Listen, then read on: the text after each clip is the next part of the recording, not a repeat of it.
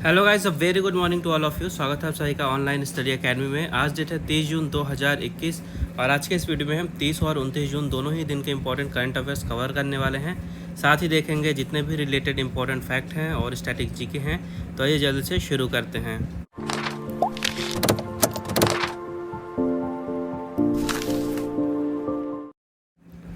तो आज का पहला क्वेश्चन है, on which of the following date United Nations MSME day is observed. निम्नलिखित में से किस तारीख को संयुक्त राष्ट्र एमएसएमई दिवस मनाया जाता है।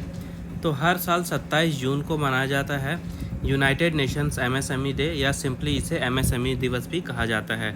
इस साल के लिए थीम रखी गई है एमएसएमई 2021 की to an inclusive and sustainable recovery. Theme जरूर याद रखिएगा। तो इस दिन मनाया क्यों जाता है, तो 2017 से इसकी शुरुआत की गई थी, तब से लेकर हर साल इसे 27 जून को मनाया जाता है। जो एमएसएमईज़ हैं यानी कि माइक्रो, स्मॉल और मीडियम साइज़ की इंटरप्राइजेज़, उनके कंट्रीब्यूशन के लिए वो देश के डेवलपमेंट में, सस्टेनेबल डेवलपमेंट में और जो ग्लोबल इकोनॉमी है, इन सभी को डेवलप करने में कितना इंपॉर्टेंट रोल प्ले करती हैं। तो इसी चीज़ को सेलिब्रेट करने के लिए एमएसएमई डे मनाया जाता है। यूनाइटेड नेशंस की बात कर लेते हैं। इसका हेडक्वार्टर है न्यूयॉर्क में। 193 मेंबर हैं और 2 ऑब्जर्वर स्टेट हैं। इसकी स्थापना हुई थी 1945 में और सेक्रेटरी जनरल हैं एंटोनियो गुटेरेस। अगला question, on which of the following date national statistics day is observed. निम्नलिखित में से किस तिथि को राष्ट्रीय सांख्यिकी दिवस मनाया जाता है। तो हर साल 29 जून को भारत में मनाया जाता है नेशनल स्टैटिस्टिक्स डे, यानी कि राष्ट्रीय सांख्यिकी दिवस। डेट याद रखिएगा, 29 जून। और इस साल इसके लिए थीम रखी गई है and hunger, achieve food security and improve nutrition and promote sustainable agriculture. ठीक है। और इस साल इसके लिए थीम रखी गई है and hunger, achieve food security and improve nutrition and promote sustainable agriculture. तो हर साल 29 जून को ये दिन मनाया जाता है। लोगों के बीच में स्टैटिस्टिक्स यानी कि सांख्यिकी के बारे में जागरूकता फैलाने के लिए लोगों को बताया जाता है कि स्टैटिस्टिक्स का हमारा जो समाज है, सोशल इकोनॉमिक प्लानिंग है और जो नई नई पॉलिसी बनाई जाती हैं, तो इनको बनाने में कितना बड़ा रोल होता है सांख्यिकी यानी कि स्टैटिस्टिक्स का, यही चीज़ बताया जाता है। और 29 जून ही क्यों चुना गया, तो भारत के एक महान इकोनॉमिस्ट थे प्रोफेसर पीसी महालनोबिस। ठीक है। तो इनके बर्थ एनिवर्सरी के रूप में 29 जून को ये दिन मनाया जाता है। सबसे पहली बार ये दिन 2007 में मनाया गया था, 29 जून 2007 में। अगला क्वेश्चन है, on which of the following date international day of the tropics is observed. निम्नलिखित में से किस तारीख को अंतर्राष्ट्रीय उष्णकटिबंधीय दिवस मनाया जाता है। तो हर साल 29 जून को ये दिन भी मनाया जाता है international day of the tropics, यानी कि अंतर्राष्ट्रीय उष्णकटिबंधीय दिवस। और ये दिन क्यों मनाया जाता है, तो जो ट्रॉपिक आपको पता होगा, जो इक्वेटर होता है हमारे पृथ्वी का, जो इक्वेटर है उसके आसपास का जो एरिया है उसे ट्रॉपिक कहा जाता है। तो जो ट्रॉपिकल एरियाज़ की डाइवर्सिटी हैं, साथ ही जो ट्रॉपिकल एरिया में लोग रह रहे हैं, पशु पक्षी रह रहे हैं, उनके द्वारा क्या क्या चैलेंजेस फेस किए जाते हैं और उनको कौन कौन सी अपॉर्चुनिटीज़ प्रदान की जाती हैं, तो इन्हीं चीज़ों को लोगों को बताने के लिए और साथ ही ये जो चीज़ हैं इनको सेलिब्रेट करने के लिए ये दिन मनाया जाता है 29 जून को। सबसे पहली बार इस दिन को मनाया गया था 2014 में। अगला क्वेश्चन है, which city has been named as the world's most expensive city for foreign workers. विदेशी कामगारों के लिए किस शहर को दुनिया का सबसे महंगा शहर घोषित किया गया है। तो अभी हाल ही में एशगाबत, ठीक है, एशगाबत को विदेशी कामगारों के लिए दुनिया का सबसे महंगा शहर घोषित किया गया है। तो ये जो एशगाबत है ये तुर्कमेनिस्तान की कैपिटल है एक्चुअली में, और यहीं बना है इस साल का विश्व का सबसे महंगा शहर विदेशी कामगारों के लिए। और ये रैंकिंग दी किसके द्वारा गई है, तो एक कंसल्टेंसी फर्म है मर्सर। इन्होंने 2020 का कॉस्ट ऑफ लिविंग सर्वे किया जिसमें एशगाबत को सबसे महंगा शहर बताया गया है। दूसरे नंबर पर रहा है हांगकांग और तीसरे पर रहा है बेरूत। ठीक है। भारत की ओर से बात करें तो मुंबई सबसे महंगा शहर बना है। ओवरऑल इसकी रैंक है 78th। और ये जो एनुअल रिपोर्ट है ये 209 सिटी में सर्वे किया गया, उसके बेसिस पे बनाया गया और वहाँ पे देखा गया कि वहाँ पे अलग अलग एक्सपेंसेस कितने ज़्यादा है, जैसे कि रहने के लिए घर कितना महंगा है, फूड, ट्रांसपोर्ट, ये सारी चीज़ें किस शहर में कितनी महंगी है, उसी के बेसिस पे ये रैंकिंग बनाई गई है। अगला क्वेश्चन है, which hotel has been rated as the strongest hotel brand across the world. किस होटल को दुनिया भर में सबसे मजबूत होटल ब्रांड का दर्जा दिया गया है। तभी हाल ही में भारत के द ताज होटल को सबसे मजबूत होटल ब्रांड का दर्जा दिया गया है। ताज होटल बना है स्ट्रॉन्गेस्ट होटल ब्रांड 2021 में। तो ये जो दर्जा दिया गया है सबसे मजबूत होटल का, ये किसके द्वारा दिया गया है, तो एक फर्म है ब्रांड फाइनेंस, इसके द्वारा ये दर्जा दिया गया है। तो जो ताज होटल है इसका ओवरऑल स्कोर रहा 89.3 आउट ऑफ 100 और इसको AAA रेटिंग भी दी गई है। अगला क्वेश्चन है which bank has approved 1860 crore rupees loan for implementation of salt programme in Andhra Pradesh. किस बैंक ने आंध्र प्रदेश में सॉल्ट कार्यक्रम के कार्यान्वयन के लिए 1860 करोड़ रुपए के ऋण को मंजूरी दी है? तो अभी हाल ही में विश्व बैंक ने आंध्र प्रदेश में जो सॉल्ट कार्यक्रम है उसके कार्यान्वयन के लिए 1860 करोड़ रुपए के ऋण को मंजूरी दी है। तो ये सॉल्ट का मतलब क्या है? तो सॉल्ट का फुल फॉर्म है supporting Andhra's learning transformation programme. ठीक है, इसका ऑब्जेक्टिव है कि आंध्र प्रदेश में जो भी स्टेट गवर्नमेंट है उनको सुधारा जाए, उनको एक बेहतर कॉम्पिटिटिव स्कूल के रूप में डेवलप किया जा सके ताकि जो वहाँ पे स्टूडेंट हैं उनको बेहतर शिक्षा दी जा सके। तो इसके लिए वो करेंगे क्या कि जो वहाँ का इंफ्रास्ट्रक्चर है उसे डेवलप करेंगे, टीचिंग की क्वालिटी है, टीचिंग की प्रैक्टिसेस है उसको इम्प्रूवमेंट करेंगे, मैनेजमेंट में इम्प्रूवमेंट करेंगे और जो वहाँ का बेसिक एजुकेशन सिस्टम है इसमें इम्प्रूवमेंट लाएंगे।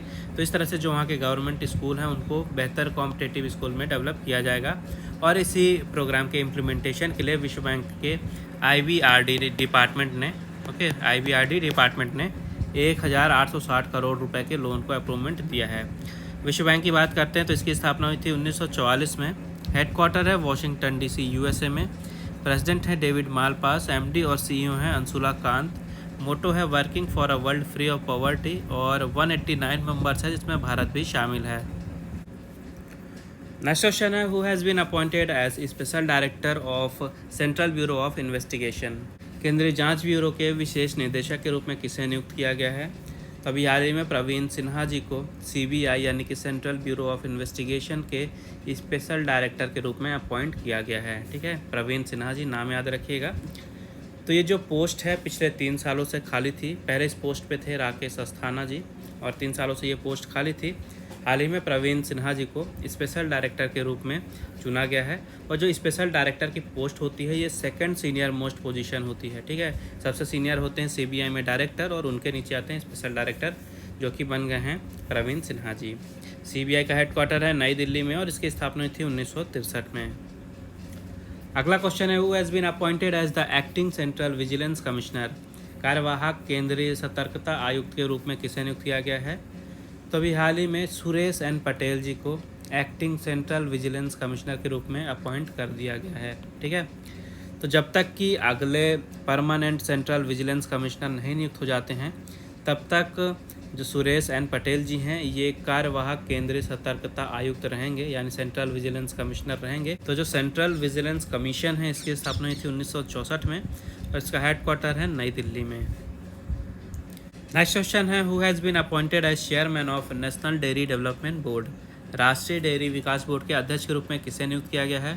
तो अभी हाल ही में मनीष शाह जी को नियुक्त किया गया है नेशनल डेयरी डेवलपमेंट बोर्ड यानी कि NDDB यानी कि राष्ट्रीय डेयरी विकास बोर्ड के अध्यक्ष के रूप में। याद रखिएगा मनीष शाह जी को एडिशनल चार्ज दे दिया गया है NDDB के चेयरमैन का अगले 6 महीनों के लिए। ये रिप्लेस कर रहे हैं वर्षा जोशी जी को जिनका जो कार्यकाल है 31 मई 2021 को समाप्त हो चुका है। NDDB की स्थापना हुई थी 1965 में और इसका हेडक्वार्टर है आनंद गुजरात में। अगला क्वेश्चन है who has won the Styrian Grand Prix 2021। Styrian Grand Prix 2021 किसने जीता है? तो अभी हाल ही में मैक्स वर्स्टैपेन ने जीत लिया है स्टायरियन ग्रैंड प्रिक्स 2021। और ये जो स्टायरियन ग्रैंड प्रिक्स 2021 था ये फार्मूला 1 रेसिंग चैम्पियनशिप का जो वर्ल्ड चैम्पियनशिप है साल 2021 का, यह भी रिसेंट में हुआ रेस था। दूसरे नंबर पर रहते लुइस हैमिल्टन और तीसरे पर रहते वॉल्टेरी बोटास। ठीक है, और जीते हैं मैक्स वर्स्टैपेन। और स्टायरियन GP को एक और नाम से जाना जाता है, यह है स्टीयरमार्क GP, ये नाम भी याद रखिएगा। तो इस साल की जो चैम्पियनशिप हुई है अभी इसकी जितनी भी रेसेस हुई हैं ये एक बार रिवीजन कर लेते हैं। सबसे पहले हुई थी बहरीन GP जिसे जीते थे लुइस हैमिल्टन। एमिलिया रोमांगना GP जीते मैक्स वर्स्टैपेन। पुर्तगीज GP जीते लुइस हैमिल्टन। स्पेनिश GP जीते लुइस हैमिल्टन। मोनाको GP जीते मैक्स वर्स्टैपेन। अजरबैजान GP जीते सर्जियो पेरेज। फ्रेंच GP जीते थे मैक्स वर्स्टैपेन और अब स्टायरियन GP जीत गए हैं मैक्स वर्स्टैपेन। और एक चीज़ याद रखिएगा जो मैक्स वर्स्टैपेन हैं ये रेडबुल के लिए प्रोफेशनली रेस करते हैं, रेडबुल के लिए। अगला क्वेश्चन है who has won the Dutch moto GP 2021। Dutch moto GP 2021 किसने जीता है? तो अभी हाल ही में फैबियो क्वार्टरारो ने जीत लिया है 2021 का डच मोटो जीपी।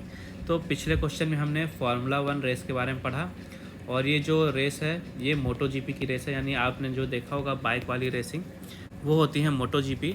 तो इस साल के टूर्नामेंट की अभी जो रिसेंट में रेस थी ये थी डच मोटो जीपी। इसे जीत लिया है फैबियो क्वार्टरारो ने। और ये याद रखिएगा कि जो फैबियो क्वार्टरारो हैं ये यामाहा के लिए रेसिंग करते हैं।